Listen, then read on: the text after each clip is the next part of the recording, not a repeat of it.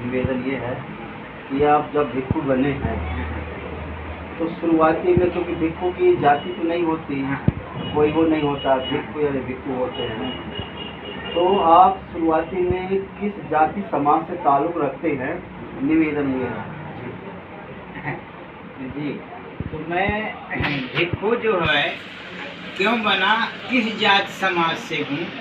मैं जो है तो आदिवासी कोल समाज से भिक्षु बना हूँ।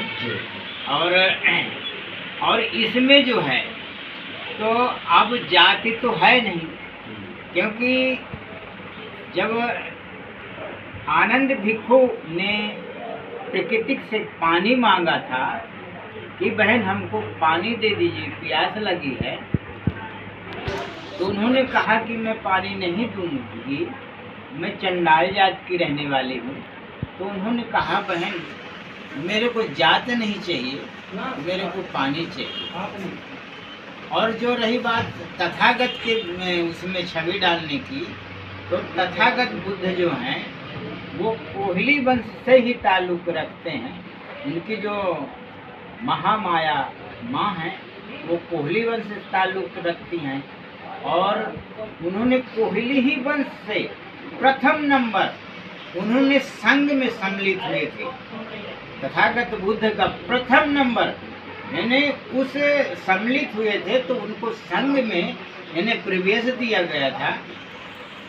इतने बड़े मतलब राजा महाराजों के बीच में लड़का आश्वासन देगा, तब उन्होंने राजा लोगों ने उस भिक्षु तथागत गौतम बुद्ध को उन्हें संघ में रखा गया था कि ये जो बातें ये कोहली वंश के बीच में झगड़ा था एक नदी के बारे में, तो वो नदी का पानी जो है बंटवारा होने के लिए कि हमारे यहाँ पानी नहीं बरसा तो इस नदी का पानी हम ले जाएंगे हैं और आप नहीं लेंगे।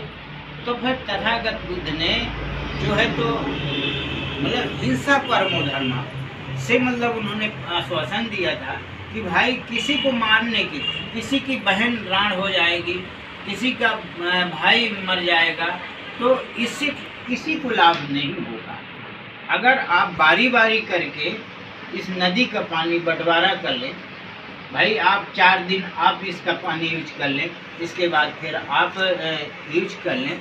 तो जब ऐसे देखा तो जो मैन मुखिया थे यानी संघ के लोग, उन्होंने इस बात को गणन किया कि देखो ये लड़का जो है तो कितनी बड़ी बात रख दिया है, यानी कि मारने और मरने से इसमें समस्या हल नहीं होगी या ज्ञान और विज्ञान से होगी।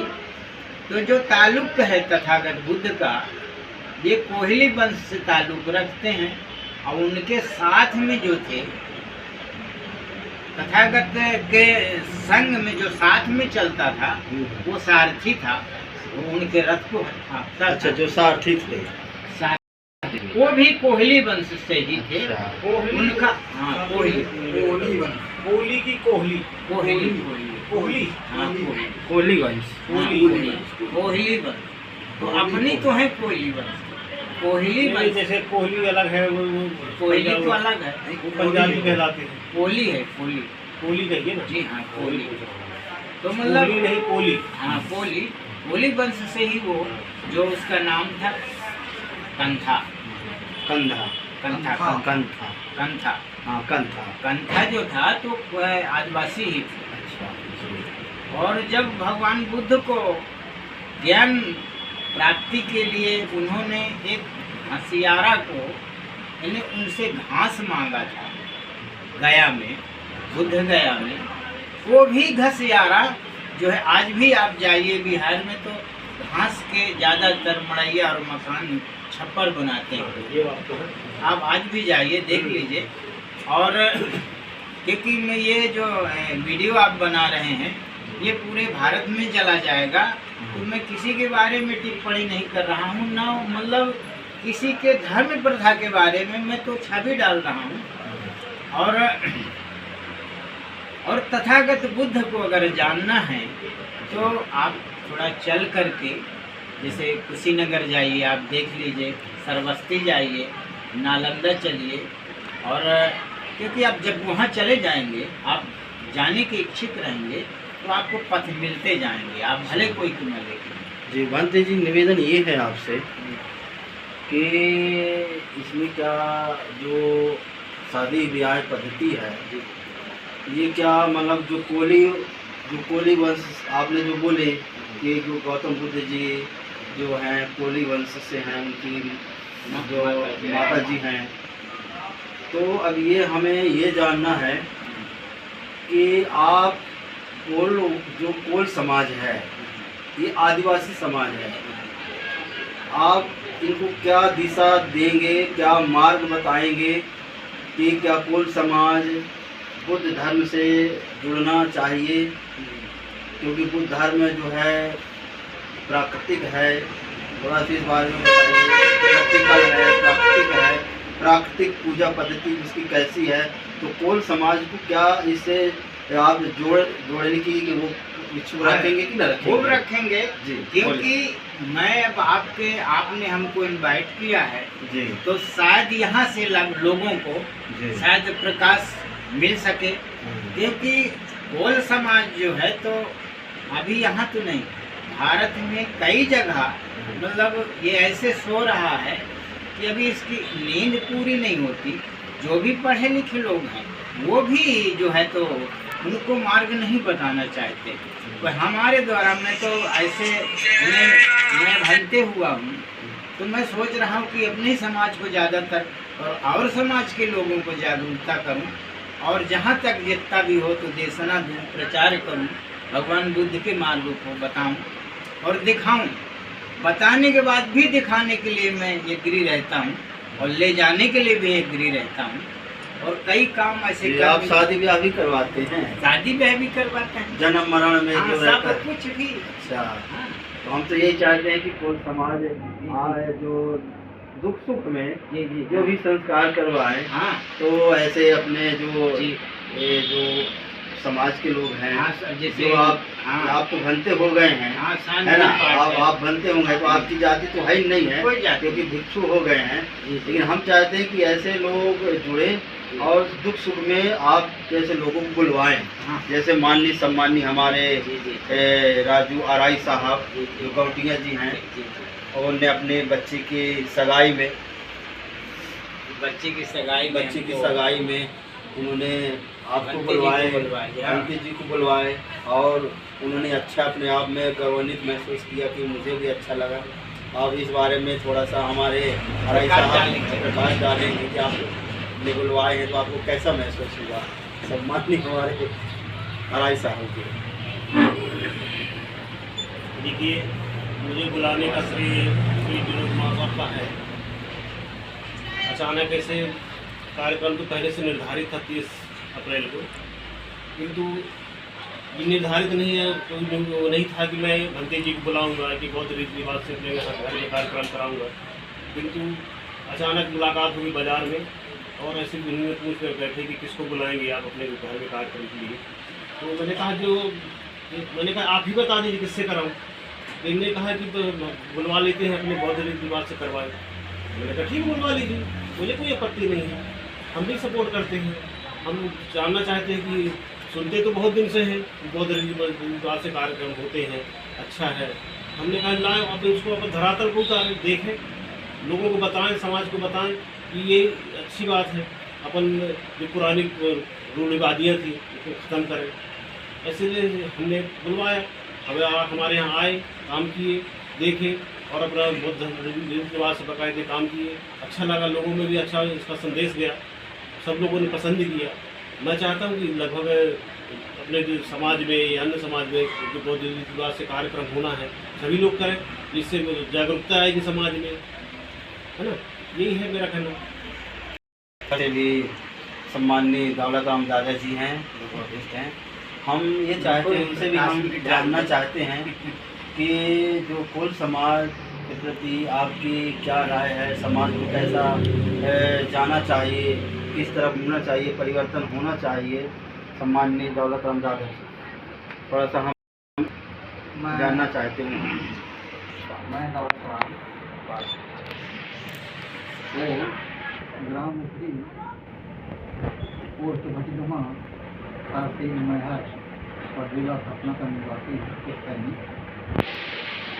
समाज के बारे में जो कहना है, तो मैं बौद्धिस्ट विचारधारा में सन 85 से जुड़ा हूँ और इसमें मैं कार्य करता हूँ। मैं तो शादी बच्ची की किया, 2 बच्चों की किया।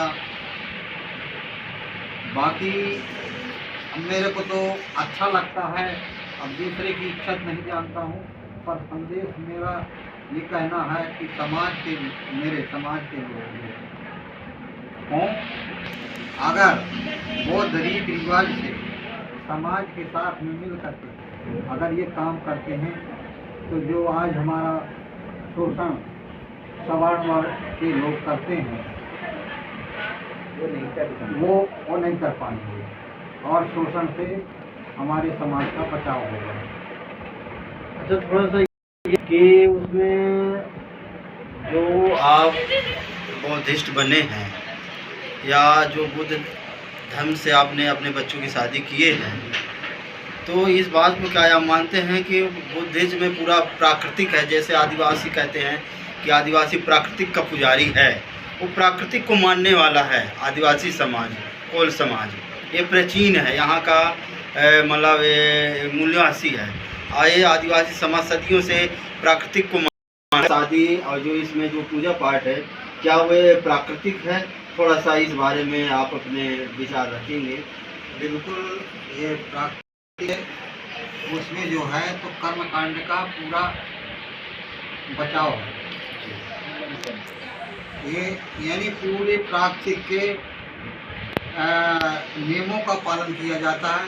जैसे बोधि वृक्ष हमारे में लगाया जाता है कलश में, और कच्चा दूध और मोमबत्ती, अगरबत्ती, धूप, दीप, इसमें से हमारी पूजा की जाती है। और उस पूजा में कोई पैसा नहीं दिया जाता, न रखाया जाता है। पूजा के स्थान पर कोई एक पैसा भी नहीं रखते हैं। बाद में जब सब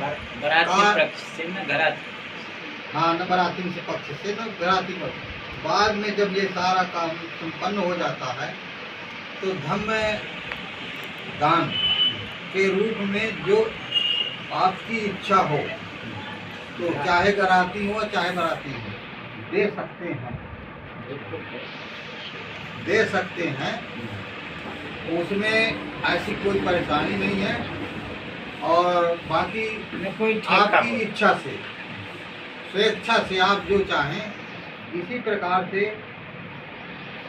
मरने के में जो माने मरने के पश्चात जो गया में कार्य होता है, पिंडदान वगैरह, तो हम तो डायरेक्ट गंगा जी न ले जा करके डायरेक्ट अस्थियाँ वहीं विसर्जित करते हैं गया में, और अपनी इच्छा से जो पड़ी तो पूजा पाठ करा करके नदी में विसर्जित कर देते हैं। और जो इच्छा होती है, हमसे कभी कोई घंटे अलग से ठेका नहीं करते हैं कि हमको इतना चाहिए उतना चाहिए। तो अब तो हम यहाँ की मरने के बाद भी मतलब जो क्रियाकर्म करते हैं, हम ले जा करके गया में कर देते हैं। और वहाँ से आने के बाद, जैसे यहाँ हमारे समाज के लोग अभी गंगा जी ले जाते हैं इलाहाबाद, और वहाँ से लौट करके फिर सीसी पूजाते हैं। ये हम कुछ नहीं करते, ये नहीं होता, ये हमारे में नहीं होता। सीसी नहीं पूजाते हैं, अन्ना पंडित बुलाते हैं। तो इस तरह से हम समाज का बचाव अपने स्तर से भंते को बुला लेते हैं और भंते बुलाते हैं, शांति पाठ शांति पाठ कराते हैं। तो चाहते हैं कि समाज में ऐसा होना चाहिए, समाज ऐसा होना चाहिए, न होना चाहिए। समाज जो है तो गरीबी की मार झेल रहा है जी। हमारा समाज करीब 80% जी गरीबी की मार से दबा हुआ है। उसके पास कुछ भी न करने की मतलब है, हैसियत नहीं है। तो अगर शादी वो करता है तो विशेष बड़े लोगों से कर्ज ले करके या सवर्णों से कर्ज ले करके कर्ज के बोझ में दब जाता है। तो अगर बौद्ध धर्म से शादी करता है, इस रिवाज में सम्मिलित होता है इस संघ में, तो उसको बहुत रियायत मिलेगी। ठीक ठीक साथियों, हमने आज सम्माननीय राजू घोटिया जी जो आरआई हैं जी, और हमारे सम्माननीय पूजनीय भंते जी और पूजनीय हमारे आदरणीय दौलत राम जी, तो हम ये जो आज कार्यक्रम हुआ है, तो वाकई में हम ये चाहते हैं कि समाज सबसे पहले